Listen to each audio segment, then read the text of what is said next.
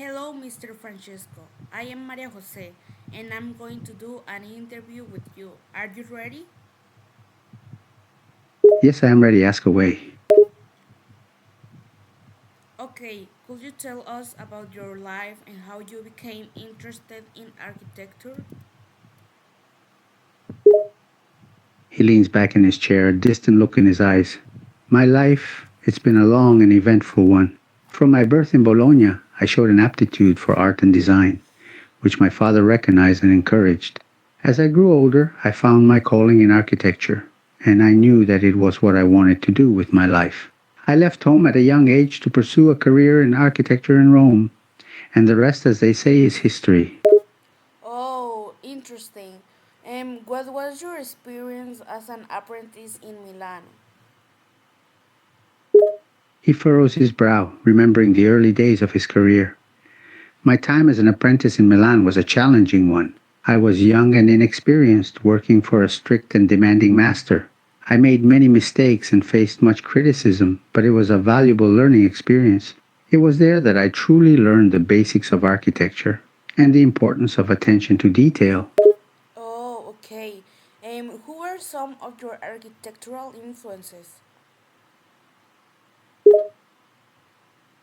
He smiles at the memory of the great artists who shaped his work. There have been many architects and artists who have influenced me throughout my career. Gian Lorenzo Bernini was a formidable rival and a constant source of inspiration.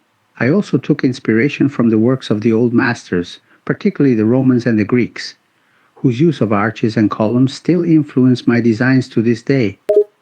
Okay.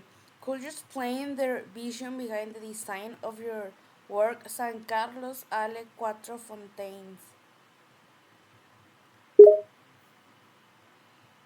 He leans back in his chair, his eyes lighting up as he speaks of one of his favorite designs. San Carlo alle Quattro Fontaines was one of my creations that I am most proud of, and it was the result of careful planning and engineering. I envisioned a building that would be a balance of elegance and functionality, using the shape of the Greek cross as a base and adding four fountains in each corner to represent the four rivers of Rome. The domes above the four chapels represent the seasons, and the overall effect is one of lightness and grace. Oh my god, that's so interesting. How do you think the Baroque style is reflected in the interplay of light, curves, and geometric complexity of your buildings?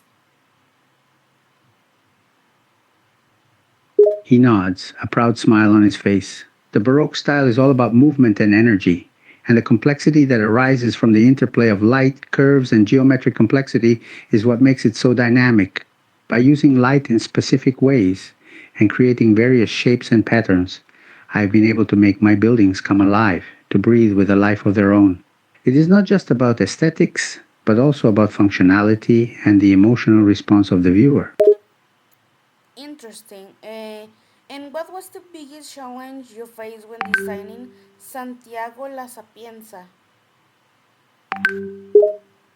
He pauses, remembering the difficulties he faced during the design process. Santiago La Sapienza was a challenging project, to say the least. One of the biggest challenges was the roof of the church. The shape I wanted to achieve was complex and required a lot of engineering ingenuity. There were many iterations and trials before we finally found a solution that would hold up the weight of the roof without collapsing. It was definitely a test of my skills as an architect. Okay, so interesting. What was the origin of the rivalry with Gian Lorenzo Bernini? His expression darkens at the mention of Bernini. The origin of my rivalry with Gian Lorenzo Bernini is a complicated one. There were many factors that contributed to it, such as competition, jealousy, and differing artistic views. Bernini was a talented artist, there's no denying that, but he didn't always play fairly. He often stole my ideas and passed them off as his own, which infuriated me. Oh my god, that is so unfair. Did you ever feel undervalued in your time compared to Bernini and other architects?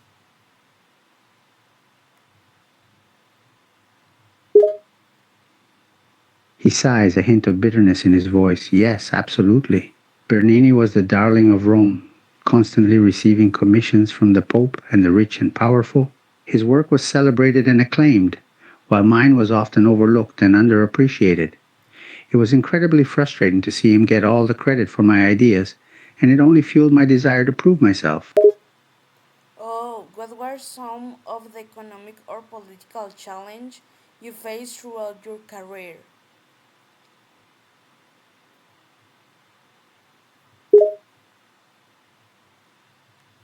He frowns, remembering the difficulties he faced in his career.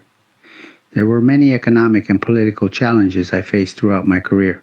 The economic stability of Rome was always precarious, and the political landscape was tumultuous and constantly changing. The Catholic Church, which was a major patron for many architects, was often corrupt and manipulative. I had to compete against other architects for the best commissions, and I often had to face bribery, deception, and shady dealings. In addition, the constant threat of war or famine was always looming.